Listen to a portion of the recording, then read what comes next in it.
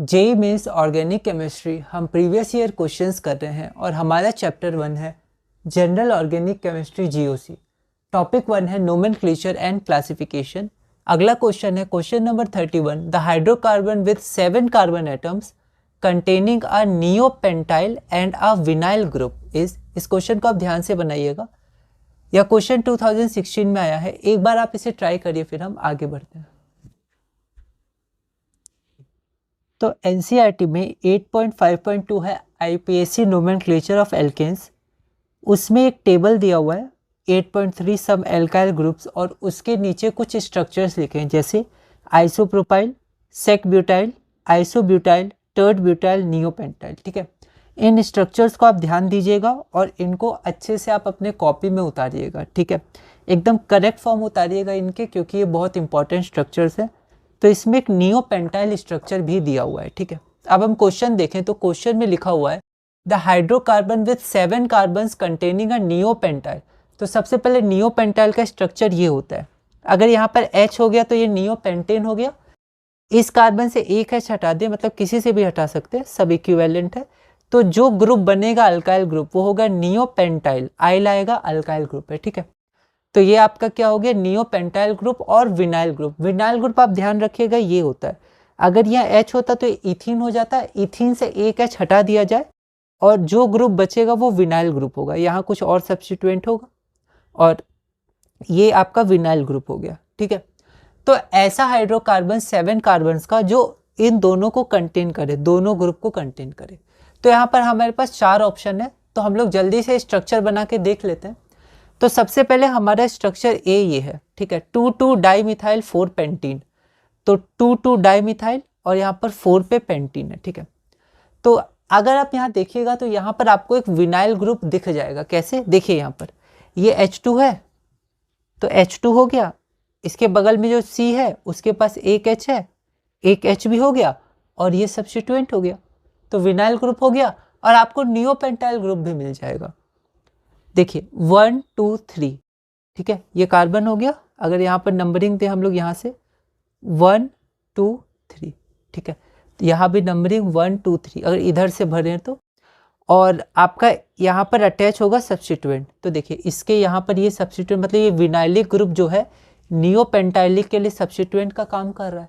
ठीक है, फिर से देखते हैं, ये तो हमारा हो गया विनाइलिक ग्रुप और ये ग्रुप आप ध्यान से देखिए तो ये नियोपेंटाइल नहीं लग रहा है।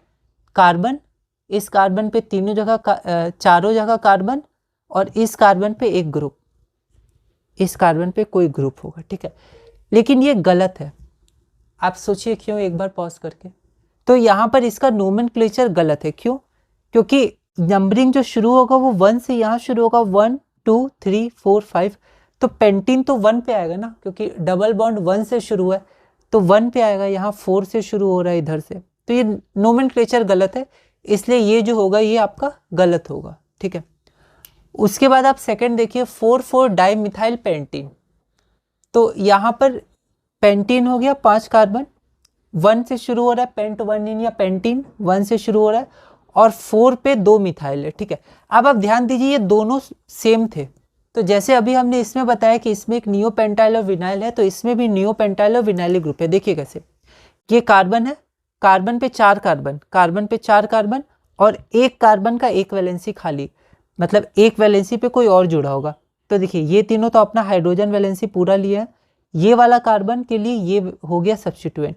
तो ये जो आपका ग्रुप है ये ग्रुप आपका नियोपेंटाइल ग्रुप है और ये जो ग्रुप है ये आपका विनाइल ग्रुप है।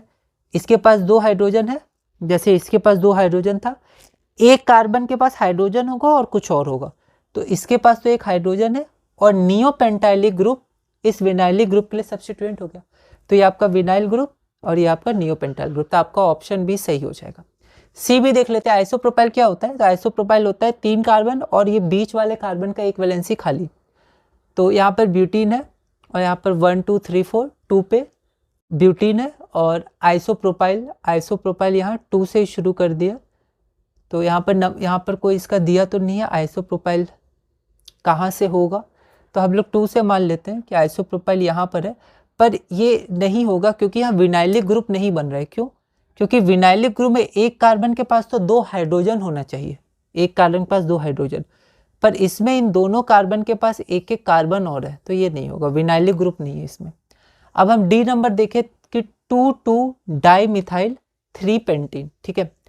तो यहाँ पर 2,2 डाइमिथाइल 3 पेंटीन, फिर से विनाइलिक ग्रुप में एक कार्बन के पास 2 हाइड्रोजन होना चाहिए, पर इसमें दोनों कार्बन के पास एक एक कार्बन है, तो इसमें विनाइलिक ग्रुप नहीं, तो आगे चेक नहीं करें। तो यहाँ पर जो आइसोप्रोपाइल था इसमें लिखा तो नहीं है कहाँ, पर हम लोग सोच सकते हैं या तो 2 पे होगा या 3 पे होगा, एक ही बात है, क्योंकि अगर 1 पे होगा तो लॉन्गेस्ट चेन फिर ब्यूटीन नहीं रहेगा, ठीक है, फिर वो 5 का हो जाएगा ऐसे।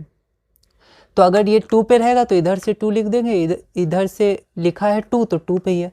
अगर ये वाले यहाँ रहता तो यहाँ से 2 हो जाता, मतलब ये 2 पर ही रहेगा, वहाँ नंबरिंग नहीं दिया, पर अगर हम लोग देखें तो 2 पर ही रहेगा, पर ये होगा नहीं, क्योंकि यहाँ जो विनाइलिक ग्रुप है वो विनाइलिक ग्रुप आपका है नहीं, क्योंकि दोनों एक कार्बन ले रहे हैं, पर विनाइलिक ग्रुप में एक कार्बन के पास 2 हाइड्रोजन होना चाहिए था। पहला वाला सही था, पर उसका क्योंकि नोमेनक्लेचर गलत था तो गलत है। इसका सही नोमेनक्लेचर बी वाला है, बी का स्ट्रक्चर सेम होगा, बी वाला सही नोमेनक्लेचर, तो आपका आंसर बी हो जाएगा। तो इस वीडियो में हमने क्वेश्चन नंबर 31 किया, अगली वीडियो में हम क्वेश्चन नंबर 32 करेंगे और टॉपिक 1 में आगे बढ़ेंगे।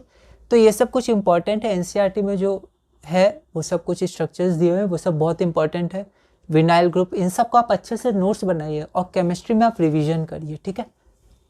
तो अगली वीडियो में हम अपना अगला क्वेश्चन देखेंगे।